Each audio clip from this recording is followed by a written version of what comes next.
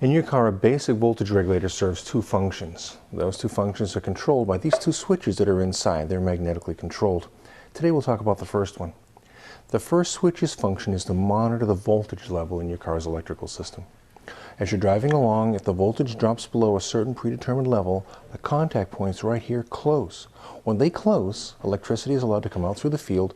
That goes to the generator and tells the generator to make more electricity. As it begins to make more electricity, the voltage begins to climb. When the voltage climbs to a certain predetermined level, the set of contact points opens and the voltage then begins to fall off again. While you're driving down the road, this set of points is actually opening and closing. They're chattering. And by doing that, they keep the voltage right in the range where we want it to be.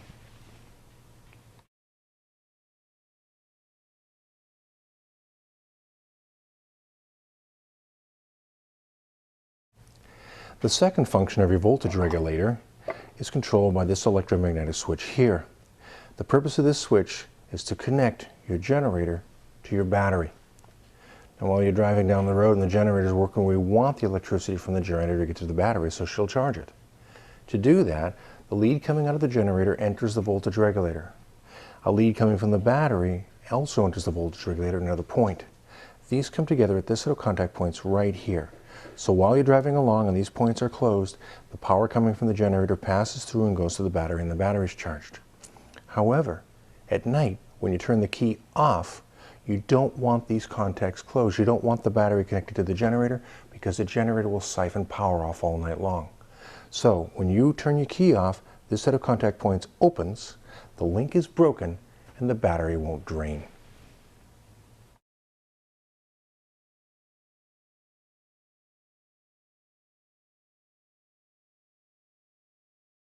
We've already tested our generator and we know it's good, but we're still not charging. In a case like that, either the voltage regulator or the wires that go to it are suspect. Now, we learned earlier that the voltage regulator sends power out through the field terminal. That goes to the generator, and that's how the generator comes to life. So for test purposes, what you want to do is, with the wire still in place on your voltage regulator, you get a jumper lead connected to a known power source. Wiggle that on in so she makes contact with the field terminal. Now we're sending full field current to the generator. When we do that, we're doing the voltage regulator's job. When we do the voltage regulator's job, if the generator comes to life, the voltage regulator is probably our problem. However, with the wires in place, if we put full current right here where that wire is that goes to the field of the generator, and she still won't come to life, chances are strong that the problem is in the wiring between here and the generator.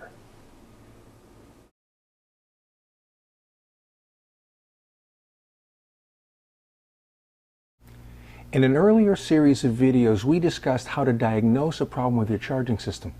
Let's assume that you've done that and you've determined that the voltage regulator is your problem. How do we install a new one?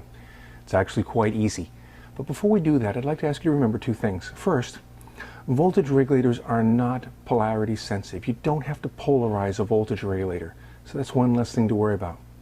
Secondly, contrary to popular belief, a new voltage regulator is not a plug-and-play item. You have to take the cover off, you have to clean the points and make sure they're set correctly, and you may have to adjust it. Okay? After that, it's very easy. So let's talk about installation. Okay? In your car, you go and you disconnect the battery. That way there we won't have any shorts. We're going to disconnect the wires from the old voltage regulator, disconnect the screws, take it out of the car. We get our new voltage regulator. You take the cover off, and you'll notice that there's a set of points right here and another set of points here. You'll get a little bit of sandpaper. Hold the points open. The natural position for these points is to be closed, so you've got to hold them open, put the sandpaper in, clean the bottom, turn it over, clean the top, do the same here. They're fine. Now, your shop manual will tell you there should be a gap in this set of points. Again, you have to hold them open with your thumb to do it. Check the gap. It's probably between 12 and 20 thousandths, and follow whatever the book tells you to do. Once that's done, you're set. You're going to put the voltage regulator in your car. You're going to connect the wires up as you took them off the other one. You're going to reconnect your battery. Start your car. Now, go and get your voltmeter, and you want to make sure that this is operating within parameters. In our next video, we'll tell you exactly how to do that.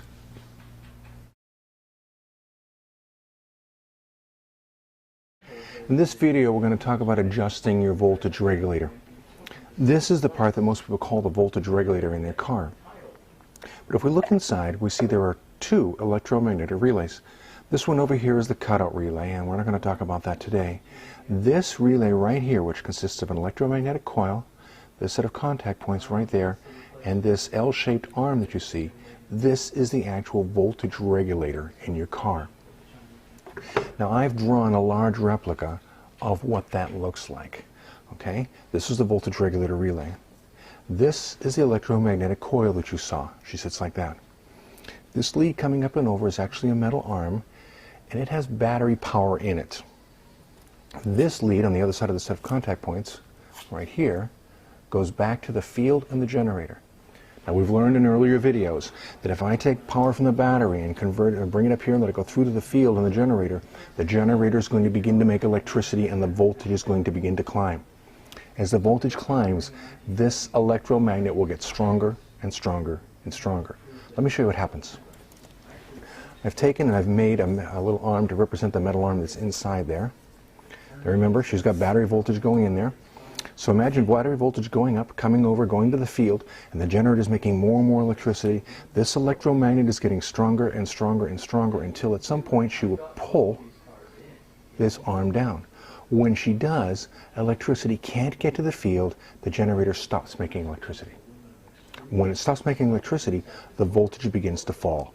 When the voltage falls, the magnet gets weak, and there's a spring on this arm right here which pushes it back up again. Boop.